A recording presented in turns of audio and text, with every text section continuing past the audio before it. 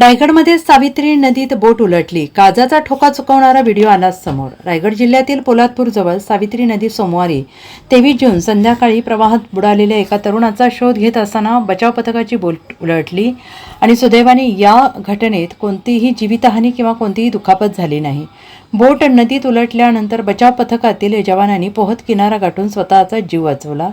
मिळालेल्या माहितीनुसार सोमवारी संध्याकाळी सावित्री नदीत पोहणाऱ्या 3 तरुणांपैकी एक तरुण अचानक पाण्याच्या प्रवाहात ओढला गेला आणि तो बेपत्ता झाला। नरवीर काळभैरवनाथ आणि साळुंख्या रेस्क्यू टीम यांच्यासह आपदा मित्र यांनी बेपत्ता तरुणाचा सायंकाळपर्यंत शोध घेतला, मात्र तो सापडला नाही। या तरुणाचा शोध घेण्यासाठी बचाव पथकातील जवान बोटीसह नदीत उतरले, परंतु पाण्याचा प्रवाह जास्त असल्यामुळे बचाव पथकाची बोट उलटली।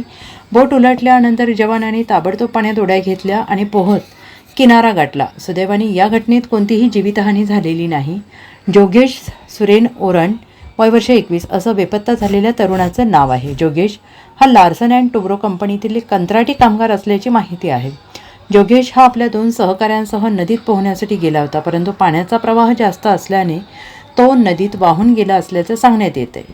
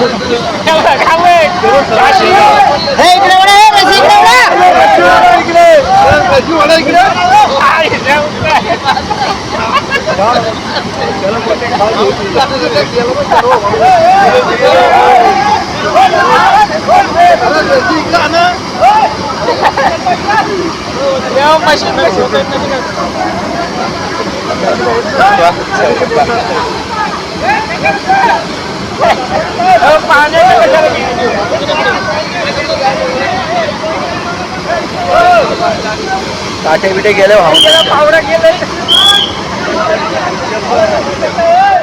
Bureau report SBN Marathi, Raigad.